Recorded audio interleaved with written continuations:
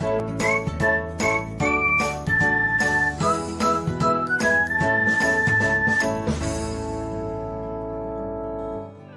everyone, welcome back to another episode of Technologyglance.